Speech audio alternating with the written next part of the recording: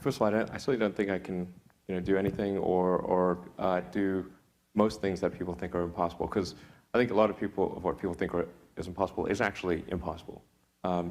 So, but occasionally it's not. Yeah. I guess it's. I don't think I've said this before. I think it's helpful to have kind of a physics framework for looking at things. Do a first principles analysis, look for negative feedback, and like really believe in what you're doing, but not just from a blind faith standpoint. Like to have really thought about it and say, okay, this is true. I'm convinced it's true, and I've tried every angle to figure out if it's untrue, and sort negative feedback to figure out maybe if I'm wrong. But then after all that, it still seems like this is the right way to go. Then that I think gives one a fundamental conviction and an ability to convey that conviction to others, and to convince them to join. And that's what a company is. It's a group of people who come together to create a product of some kind. And so if you can convey that and answer the concerns that people have, convince them that this is something that needs to be done, it's important, and here is a path to do it, even if that path has a lot of danger associated with it and risk, and maybe it won't succeed. But people can understand, okay, this is why it's important, and even if the odds are that it won't succeed, it's worth trying to do it. Then I think you can create a great company. Previously, when people have tried to make a reusable system, they found that they would get some portion of the way and then conclude that success was not one of the possible outcomes. In government programs, of course, the program would still continue for quite some time. I think the reality of being president is that you're actually like the captain of a very huge ship and have a small rudder. The Model X is now over 2 years late. What went wrong? Well, I do have an issue with punctuality, I have to admit. It's very nice to meet you. My name is Aldo, and 3 weeks ago I was at Burning Man in the Nevada desert. Right. And it felt like I was in Mars.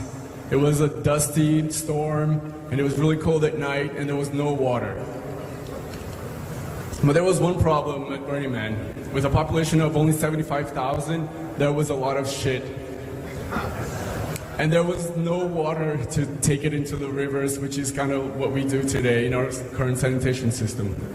So I was like, is this what Mars is going to be like? Just a dusty, waterless shitstorm? So I was like, hey, Elon, are you working on a sustainable sanitation? Are we going to have a toilet in Mars that doesn't use water? Today on Earth, there's 3 billion people that don't have a toilet. Guys, I actually have to say, we have to keep no essays, only questions. All right, so are you working on a toilet for Mars?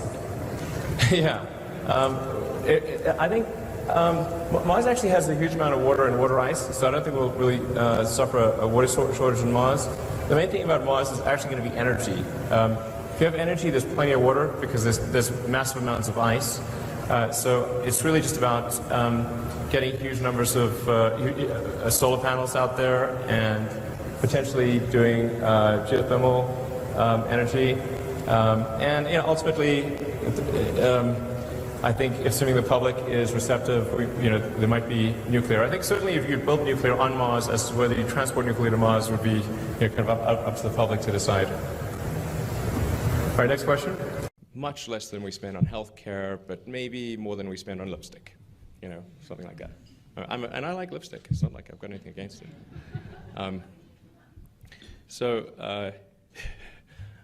Yeah, I can't wait for that comment to go out there.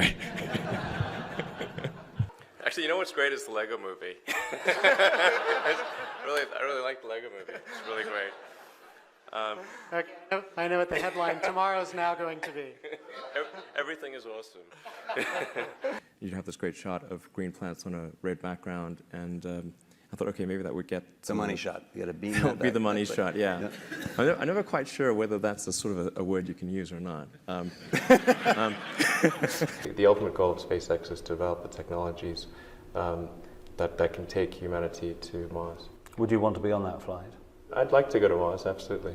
I think it would be great to be born on Earth and die on Mars, just hopefully not at the point of impact.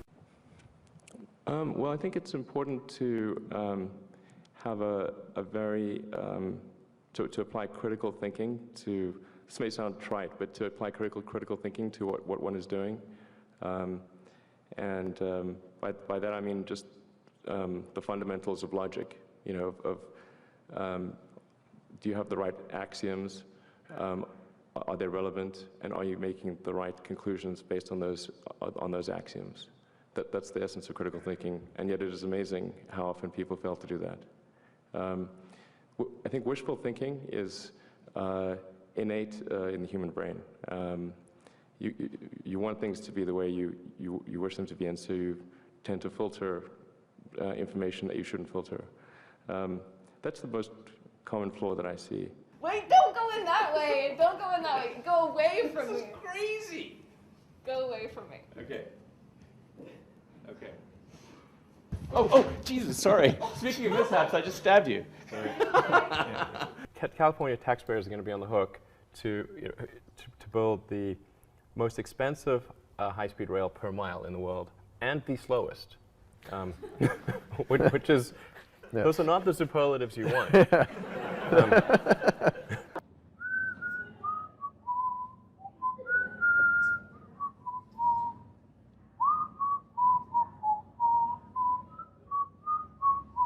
That's beautiful. There was some recent article about how I'm such a great marketer, and like, I say the stupidest things. That can't possibly be true. My issue is that I don't have a filter, not that I have too much of a filter. There's a sort of a philosophic concept that a sufficiently advanced civilization will be able to create a simulation. Yeah, maybe you've answered this before. A simulation. I've had so many simulation discussions, it's crazy. Okay. So, because in fact, it got to the point where basically every conversation was the AI/simulation conversation. And my brother and I finally agreed that we would ban such conversations if we were ever in a hot tub. Okay. That was like, because that really kills the magic. Hot tub, so the idea is right. Any sufficiently advanced civilization could create a simulation that's like our existence, and so the theory follows that maybe we're in the simulation. Have you thought about this? And a lot. Are we? Are we? Even in hot tubs. To know, so much so it had to be banned from a hot tub. Yeah. Okay. It's not the sexiest conversation. Are we in? Are we in? I think here's, in my mind, like the strongest argument for us being in a simulation, probably being in a simulation, I think is the following. That 40 years ago, we had Pong, like 2 rectangles and a dot. That was what games were. Now, 40 years later, we have photorealistic 3D simulations with millions of people playing simultaneously, and it's getting better every year. And soon we'll have virtual reality, we'll have augmented reality. If you assume any rate of improvement at all, then the games will become indistinguishable from reality, just indistinguishable. Even if that rate of advancement drops by 1,000 from what it is right now, then you just say, okay, well, let's imagine it's 10,000 years in the future, which is nothing in the evolutionary scale. So given that we're clearly on a trajectory to have games that are indistinguishable from reality, and those games could be played on any set-top box or on a PC or whatever, and there would probably be, billions of such, computers or set-top boxes, it would seem to follow that the odds that we're in base reality is 1 in billions. So Tell me what's wrong with that argument. Is the answer yes? The argument is probably. I mean, but I just like, is there a flaw in that argument? I mean, someone. I'm not sure what the error. No. The argument makes sense. So the assumption then is that somebody beat us to it. and this is a game. No, there's a 1 in billions chance that this is based reality. Oh, okay. What do you think? Well, I think it's 1 in billions. Okay. Yeah, I mean, that seems to be like clearly what what it suggests. Right. And actually, I mean, arguably, we should hope that that's true, because otherwise, if civilization stops advancing, then that may be due to some calamitous event that erases civilization. So maybe we should be hopeful that this is a simulation, because otherwise, Because they could reboot it. well, otherwise, either we're going to create simulations that are indistinguishable from reality, or civilization will cease to exist. Those are the two options. Stock price down again today, 10%. Do you care about that? I mean, it kind of sucks running a public company. And it's like, that just seemed extremely crazy that GM would ignore this, because it's quite rare for people to hold a candlelit vigil about a product. And particularly a GM product. So, we went on a date. All I was talking about was electric cars. That was not a winning conversation. So it was a bit of a monologue, was it? Yeah, she said.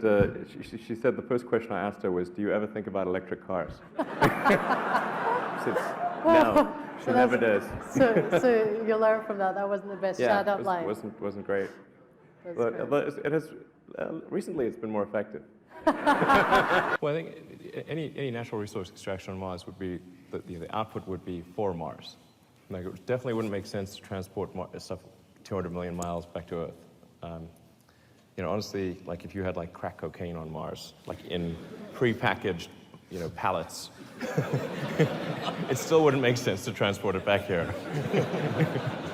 Maybe good times for the Martians, but not back here. It'd be kind of weird if the aliens landed in the ocean with parachutes and be like, okay, nothing to fear. I mean, I think it ends up being a moot point, because you want to bring the spaceship back. Like, these spaceships are expensive, okay? If they're hard to build, you can't just leave them there. So whether or not people want to come back or not is kind of, like, they can jump on if they want, but they need the spaceship back. It's very difficult to start companies and quite painful. I think that's important to bear in mind. I don't know if that's probably not encouraging.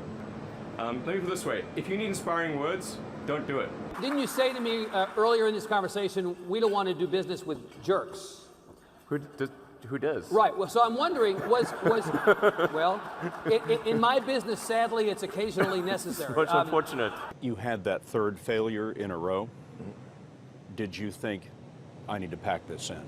Never. Why not? I don't ever give up. I mean, I'd have to be dead or completely incapacitated. Hi, my name is Rahul Sanad from Los Angeles, and I have a Tesla watch. We do not make Tesla watches, I should point out. It's electric. But, So you wreck the car, you get out of the car, you're doubling over with laughter. And the person with you said, "Why are you laughing that you just wrecked this car?" And you said, "No, you don't know the funny part. It wasn't insured." Well, the punchline's correct. I'm probably number one on the list of famous last words. I said, "Watch this."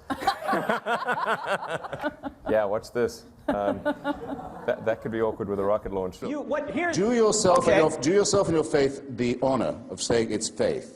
Don't say it's science-based. The argument would be... You won't get away with it. Look, the argument would be, Christopher, is that if the universe exploded into being out of nothing, then miracles are possible, because the greatest miracle of all has already occurred.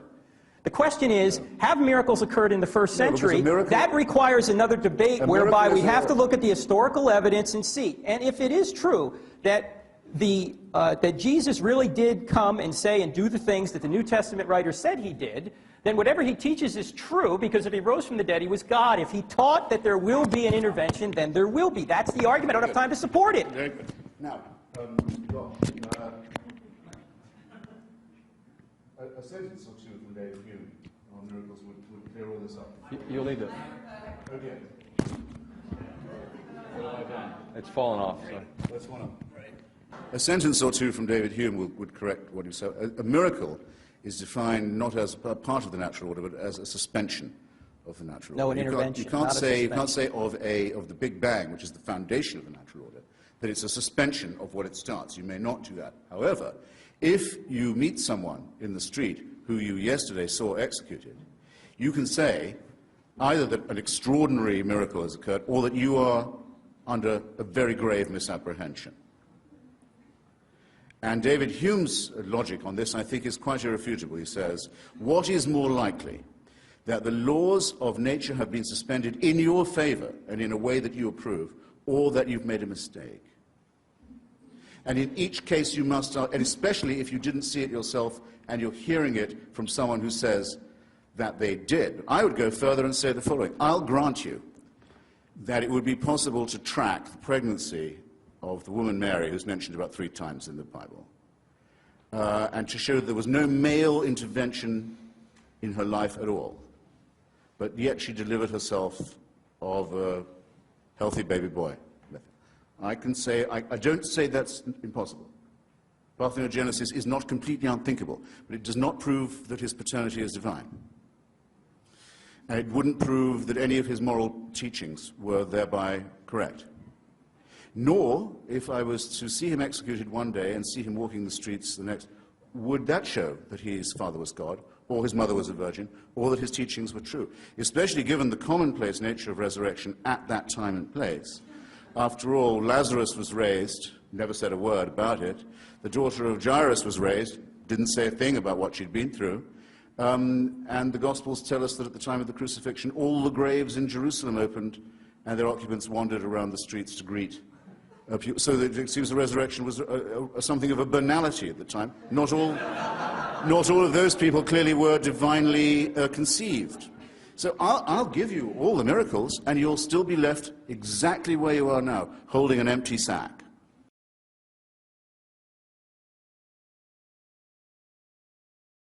I agree with everything Waleed said. If what the question was meant to ask was, as meaning a society without religion, then I'd say you want to be careful what you wish for. And